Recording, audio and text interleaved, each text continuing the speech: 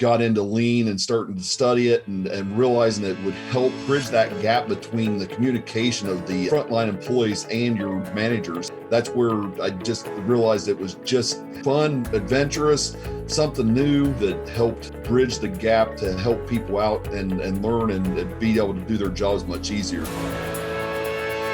Today, I'm excited to welcome Jason Haines to the show. Now, as you'll hear, Jason has a manufacturing background, and today he helps other companies through some lean consulting. And so what we really kind of dove in today was the topic of standard work, visual workplace management, and topics like that. And particularly, we spent quite a bit of time talking about how not having standards and not having a visual workplace can actually really frustrate employees, and it can be a leading cause to turnover or being able to retain your employees. So I thought it was an interesting conversation because I don't think a lot of people really always put those things together on things like employee turnover and lack of standards. So it was an interesting perspective. And so I think you're going to enjoy the show. Show notes for this episode can be found over at gembapodcast.com. This is episode 356. Again, gembapodcast.com. Look for episode 356.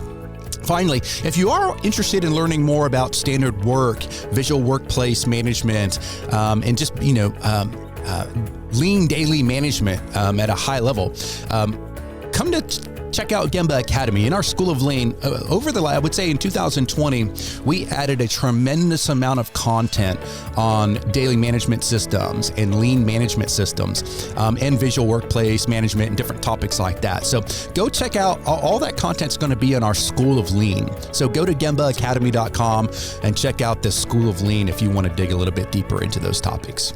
Okay, enough from me. Let's get to the show. Jason, welcome to the show. How's it going? Not too bad. I want to thank you for having me on today, Ron. It's great to finally meet you, not in person, but yeah, it's good to meet you and nice to finally put a face with a name rather than just podcast. Oh yeah, absolutely. Yeah. Well, thanks for coming on. It's going to be a fun show, and I know you listened to the show before, Jason, and as you know, we do like to kind of kick things off with our guest sharing a quote. So, did you have one? So the biggest quote that I've always liked was from Taiichi Ono, without standards, there can be no improvement within your process. And it always struck me as big because of one of the startups I worked for, we really didn't have standards. And after working there, I realized needing those standards helps you get to the point where you're training employees much easier. Mm-hmm. Got it. Good stuff. Well, Jason, why don't you tell us about yourself? Tell us a little bit about your background, maybe how you first got introduced to all this continuous improvement stuff, and then tell us what you're up to these days. Okay.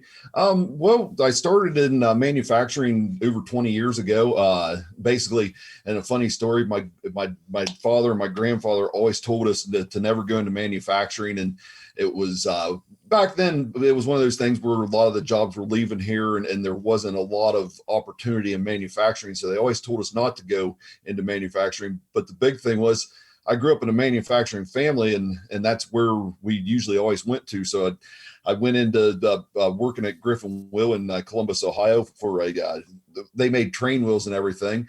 And that's where I got my love for the manufacturing world and continuous improvement and just realizing that there's people out on the floor that are normal and people in the front office that are normal. And from there, I moved from Columbus, Ohio, or from the Ohio area down here to Arizona. And that's where I really got a passion for continuous improvement when I was working for a startup company and got into lean and starting to study it and realizing it would help bridge that gap between the communication of the frontline employees and your managers. And that's where I just realized it was fun and fun, adventurous, something new. I mean, yes, I know it's been around for a long time, but it was something new that helped bridge the gap to help people out and learn and be able to do their jobs much easier. And that's why now I'm doing a lot of consulting work as far as with industrial solutions in order to help companies out to bridge that gap, to get that communication between their frontline employees and their managers, so they can understand that having one language and understanding each other helps in the long run. Mm-hmm. Absolutely. Well, good stuff. So Jason, I guess really the theme of today is going to be maybe around standard work, visual workplace, and how that all ties in with employee retention and training and all that kind of good stuff. So maybe let's just kick it off with just some high level definitions, if you will, or when you talk about standard work, visual workplace, what describe what you mean. What are you talking about? When I'm talking about standard work, I'm talking about the having the frontline employees having something there so they can visually see. I know you've always said it, and I do use this when I talk to people. You've always said something that they know what the score is. Because when you go into a basketball game or any sporting event, you have a scoreboard there telling you what the score is. And if you have something there that's helping employees that have questions but don't know what, they don't have time to go ask somebody and need to be producing parts or anything like that, they at least have something they can take a quick glance at and know where they're at within the process, or if they have to go back and redo something throughout that process. So it's just something that's visually easy for the frontline employees to understand, to make their jobs simpler and easier to communicate with them. Mm-hmm. So when you're out working with folks in different companies and businesses, what's the score as it relates to visual workplace and, standard work and different things like that? How are folks doing out there? As far as like KPI boards and anything like that, they're doing great. And I know your customers are obviously doing great, but I'm just saying, I know you go into a lot of different places, but on a scale of 1 to 10, with 10 being like Toyota and 1 being the complete opposite of Toyota, how do you think the world is doing as it relates to visual workplace, standard work? And again, maybe you got to separate yourself a little bit from your clients in general, but just business overall. Business overall, as far as the standard work that's going on at the front line and everything, I would say a lot of companies are nowhere close to what Toyota's doing. So I'd say they're more of a 2 or a 3, but they're learning. As far as I think a lot of times they forget to do that frontline standard work, and that's why I'd kind of put them at a 2 or a 3. But like I said, they're learning, so they want to get to that 8, 9, 10 level. Yeah, for sure. So what are you seeing and hearing from people then when you're out speaking with them?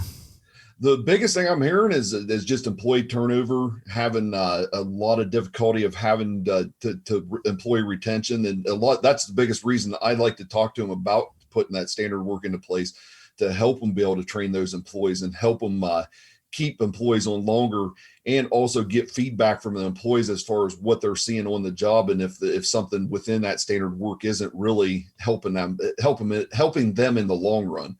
So that's the biggest thing I'm hearing, is a lot of companies are having trouble keeping and retaining employees, especially in the current situation. Now, I know we've had the COVID issues, but that's a whole different ballgame as far as retaining employees. I'm interested, though. So to talk a little bit, let's dig into that a little bit. Why do you believe standard work is a potential root cause to folks leaving a company and going somewhere else? I think the biggest reason in my wholehearted opinion is that the biggest reason that it's a big root cause as far as what's going on is a lot of employees get frustrated with each other, regardless if that's somebody that's been there for 10 years and somebody that's been there for 10 minutes. They get frustrated through that whole training process. And when there's no standard work there, then the employee has to go ask the person that was training them. Well, usually the person that was training them has their own job to do. And you've probably been in the areas where you've been training people and gotten to the point where you're not yelling at each other, but you're upset with somebody. And then you go to your manager and you tell the manager this person isn't the best worker. And then you end up getting rid of that worker and then getting another worker. And it's a snowball effect to where you're just constantly training people over and over. And that's why I think standard work needs to be there to help with those questions, especially the simple ones that sometimes people just in the middle of doing their job, they get lost, and standard work helps that retention, as far as somebody doesn't have to go stop doing what they're doing and go ask somebody. They can actually just take a quick glance at the standard work procedures and just be able to start doing what they need to be doing again. Mm-hmm. Have you had any experience with TWI and job instruction? I have actually. I just recently, one of my clients that I worked with, we did a job instruction before their upcoming their Christmas season. Mm-hmm. So they print Christmas cards. So they're busy seasons right now. So we did a job instruction to get them rolling into that whole being able to break down the jobs and then do job instruction and be able to train people when they bring in. I think they basically ramp up from during their non-peak season. They have 200 employees and they ramp up to 400 to 500 employees during peak season. Mm-hmm. Mm-hmm. And just so people are, their eyeballs or their minds racing right now. They're listening to this probably in January, February. I don't know exactly when this episode's going to come out, but we're actually recording this, folks, in the middle of December. So we're a little bit ahead of schedule here. So in case when people are like, wait a minute, wasn't Christmas like a month ago? So, okay, well, that's great. Because, I think you're really onto something. When you just think about the human person, many of us value certainty, right? And clarity. Yeah. And when we don't have certainty or we don't have clarity, that can really introduce all kinds of issues, right? It could just, some people are better at managing chaos than others, right? I mean, they can kind of go with the flow, but I would say most of us, we want to know, like, what do you want me to do and how do I do it, right? And so that's where I'm a big believer in that combination of job instruction from TWI kind of, as the one best way to do a job, right? I mean, and it doesn't mean that's the only way and that's the way that we'll do it forever, because obviously when we find a better way to do the job, we can update that jib or that breakdown, right? Talk a little bit about what you're seeing as far as the relationship between, say, like a job instruction breakdown sheet and standard work, because obviously they're not exactly the same thing. Like when you go into a factory in Toyota, the standard work actually faces out because the employee is not necessarily following the standard work. They've been trained through job instruction and things like that. And the standard work is almost like an auditing function, right? So people can walk through and kind of look and say, hey, is this job going the way that it's supposed to? So what are you seeing as far as that relationship between something like job instruction and standard work? I think because that's where a lot of the companies have that breakdown. And then I try to get a lot of the places I go into talked into going to places like Toyota, or down here we have a company called Asa Abloy that does a lot of lean and has a lot of lean implemented into their processes, just so they can see what those companies are doing. Because sometimes when you're explaining it to them, as far as having that standard work there, it's not technically facing your employees, and it makes it easier for them to see stuff. A lot of places are putting that standard work and the job instruction into more of an SOP, and I've always, don't get me wrong, I understand what SOPs are for. I've always been a stickler for having an SOP, but it's not for somebody at the front line or somebody that's able to train those people, because there's too many. It's too wordy, and usually people are not going to stop to read, especially when they're busy doing their job. So a lot of companies aren't at that stage where Toyota's at as far as having it there so you can visually see what's going on at the front line, and not able to start in that area. Mm-hmm. Yeah. So for somebody that's listening to this right now, Jason, maybe they're newer on the lean journey.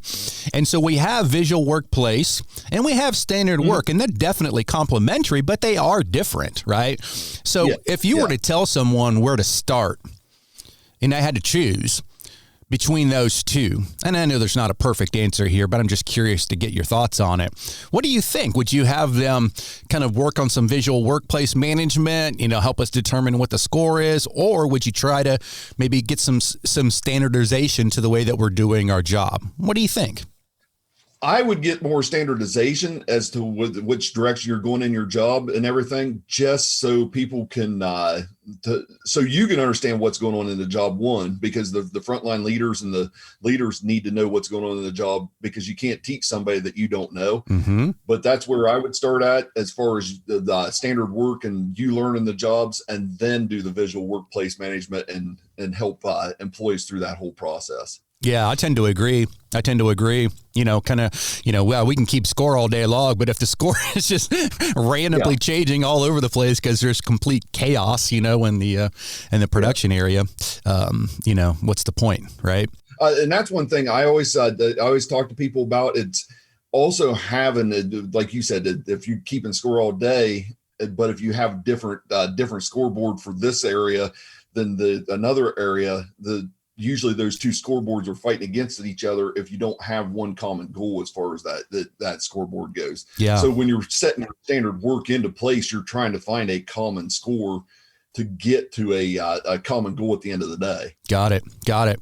Hey, can you think, I don't want you to use any company names or anything like that, but can you think of a situation or a story maybe of where you've seen a success story with a company that, maybe they didn't have any kind of standards in place and they were struggling along a little bit, and then they implemented some standards and things got better. Can you think of a situation and maybe share a story or two? Yeah, actually, at the company that I just got out of working with, they've been doing great as far as we go in there. We've done the training, done the JI, or the job breakdown and the job instruction and everything. Helped them through the whole process to get those people that need to be training the brand new employees as far as bringing them in. And from there, they've started Visual Workplace, having it set up to where it makes it much easier for newer employees to understand where to take certain material to, and where the travel lanes should go through, rather than not understanding where the machinery's at. Like I said, from day one, they've pretty much taken hold of the whole lean and went from, they want to go from basically having 400 to 500 employees down to only have to worry about having 300 to 400 employees within their facility during their peak season. So it's helped them as far as getting more streamlined throughout their processes, just through their job instruction and job breakdown and training those employees to come in and make it easier for the frontline leaders not to be frustrated through their whole process. Mm-hmm. Yeah, I'm always interested with those companies that do have that hockey stick approach, just due to the nature of their business. Another one that I've known over the years is our friends over in Zingerman's Mail Order. They're in Ann Arbor, Michigan. Okay. And they have this huge spike in November and December in particular with volumes, and so they have this pretty sophisticated onboarding system and training for essentially warehouse workers, and they'll have hundreds of new employees that kind of come in. And it's mind-boggling, how difficult that task is to train. Honestly, just these folks are going to be around for a month or two for that peak, and maybe they're college students coming home or whatever it might be, right? Yeah. And that's a real challenge. It's a completely different animal. Can you think of maybe any others that aren't seasonal? I can't think of any that aren't seasonal right offhand, because a lot of the places down here for the last 3 or 4 years have been more seasonal. Yeah. Phoenix is actually growing to exponentially as far as manufacturing and everything goes. So we're becoming less seasonal. Yeah. The companies and everything. But yeah, as far as companies that I've worked with that, not just seasonal. The company that I worked with as a production manager, when we set into place more of a visual workplace with the job instructions, job breakdowns, and the standard work, we were able to combine our production and packaging departments to where we got a lot closer to the one-piece flow. I know I always tell people that the primary goal of lean is one-piece flow and zero inventory. but then you always tell people that you'll probably never get to that perfection as far as everything goes, because there are the Kanbans and everything going through that whole process. But within that, we actually got very close to our one piece flow, where we was able to, rather than producing 10 to 15,000 bottles and then packaging maybe 8 to 10,000 bottles a day, we were able to produce and package 10,000 bottles, which was our goal for our company every day. So what's your strategy for dealing with the lean haters out there when there is an issue with a supply chain and, we run out of material a little bit faster than the big mass producer who's got all this buffer? Well, how do you, I don't know, what's your comeback to that when people attack the just-in-time one-piece flow approach, which is obviously a little bit more vulnerable to supply chain disruption? I think my biggest comeback is we have to go back and we have to study it so we can get it closer to right, that rather than sitting here and worrying about what's going on. Yes, it is a bad thing if we run out of supplies and we're not able to supply our customer. But at the same time, if we just stand back and we just complain about it and don't do anything about it, as far as trying to figure out what our right sized inventory is, then we're never going to change anything. I know I read a book here recently, even talked about it having, people usually have forecasts for the next year. And he said, when I take over a team and anything, if nothing's changed as far as making it better, the forecast the next year is going to be the same as it was this year. So if we don't change in order to make it better, it's going to just to stay the same. So we have to go back in and study those things rather than standing back and worrying about running out of supplies, making sure that we don't run out again. Yep. No, exactly. I mean, buffer stock and safety stock, they're for different reasons. And I guess my comeback is typically that, we are a little bit more vulnerable, for that signal or that special cause, that happens from time to time. But even the big mass producer, if the supply chain gets cut off, they might be in business for another week or so, but they're eventually going to be out too, right? So it's not like, but when you compare the other 360 days of the year, the lean producer is going to be, just really, really superior, right? In performance and profitability and all the rest of it. So, but good stuff. So, what else are you guys seeing out there as far as, what about like things like 5S and, just different concepts like 7 waste? How are you kind of tying those into your standard work and visual workplace and different things like that? A lot of how we've typically been doing it through how we get companies to understand the 5S and the standard work, the 7 deadly wastes, is just get them to understand that, yes, standard work is not there to just tell you to do the job one certain way. As you were saying earlier, it's also to help you understand. So we tie the 5S in the 7 deadly wastes to help people understand. This is to help you understand how to change your jobs by learning how to eliminate those wastes and learning how to organize a department, and also with the changeover times and helping throughout the whole process of giving you that opportunity to not just work one way, but also to be able to change your job through the tools that Lean helps offer to everybody. If someone said, Jason, you can only use one Lean tool for this next year with any of your clients, one, what would it be and why? One Lean tool that I would use, and why would I use it? I would probably use the 7 deadly waste. And the biggest reason I would use that, because I think it ties a lot into your 5S. I like the mura muri waste more than I like the 7 deadly waste, because it's a little bit different than the 7 deadly wastes as far as it helps with also balancing out the line and helping people understand that end. But that would be the one biggest tool that I would probably use is 7 deadly waste, just because it helps people understand how to make changes within their job and also communicate between departments and understand what to search for when you're looking to make your job much easier. Rather than going out and firefighting and changing something and putting a Band-Aid on something, you're able to eliminate steps throughout the whole process. I like it. It's kind of I think that's a wise answer, because you can also cheat a little bit with that answer, because, well, yeah, I got motion, so I gotta do some 5S workplace organization to kind of move everything closer together, get rid of the junk we don't need and all the rest of it, right? So I think it's a smart answer, Jason. You mentioned mura, mura, and muri. Not everybody's familiar with those concepts. Mura, I think most lean folks have heard of, is waste, generally speaking. But what talk about mura and muri? What are those things? Mura and muri are basically balancing out the line, and then also helping people to level load your whole process, and then also helping with the whole respect for people, which is a big thing that that's the biggest reason I actually got into lean, is having that respect for people, and then being able to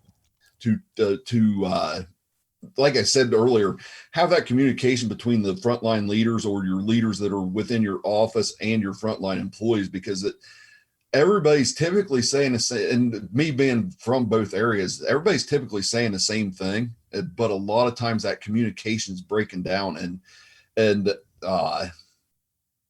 it just, that's one of my biggest frustrations, is I know people want to do a great job, but when you have that communication breakdown, that's where you see a lot of frustration come into place as far as frontline employees and managers, because they're trying to get one goal, but usually they're talking past each other. Well, that's what's so interesting also about these kind of seasonal, the gift card company type of thing, because by definition, that's the definition of mura, which is unevenness, right? And then because of the unevenness, we then apply muri, which is overburdening our employees, right? And so it's interesting how all these things kind of circle all back together, right? I mean, and they can't help it. It is what it is, right? People are going to buy Christmas cards around Christmas time. There's nothing you can do about it, but it is a form of mura, and which causes muri, right? So it's interesting. It's like a spider web, right? These lean concepts, you pull on one and the rest of the web seems to go along with it. And that's a lot of what the biggest reason I like standard work is just to help people understand what the balance is, and not overburdening employees with too much work, because usually that's another thing that happens. They don't go and ask a question, and they add an extra step in there that they probably shouldn't be doing. And then they train a new employee and they tell that employee how to do that extra step. Yeah. And a lot of mistakes end up happening. It's like I said, the biggest reason I love lean is the whole respect for people and being able to help each other out. Yep. Absolutely. Well, good stuff, Jason. I appreciate you coming on today. It's been fun. If folks want to connect with you, what's the best way, Jason? The best way to connect with me is you can either find me on LinkedIn. That my profile would be just Jason Haines, spelled Haines. I usually have to tell people that just because of the fact that there's so many spellings for the last name Haines. Yeah. And then you can either find me there, or you can find us at isiworld.net, and then that's usually the two places you can find me at. Fantastic. All right. Well, appreciate the time, Jason. Keep up the great work, and maybe we can connect again down the road sometime. Yep. It'd be great, Ron. I thank you for having me on today. All right. You take care. You as well. Thanks for listening. Whether you've been on the continuous improvement journey for many years, or perhaps you're just getting started, Gemba Academy is here to support you. And while we're best known for our more than 1,500 Lean and Six Sigma teaching and virtual tour videos, we also have a team of experienced Lean and Six Sigma practitioners available for one-on-one coaching, as well as a variety of Lean and Six Sigma certification options. To learn more and to schedule a demo, head on over to gembaacademy.com.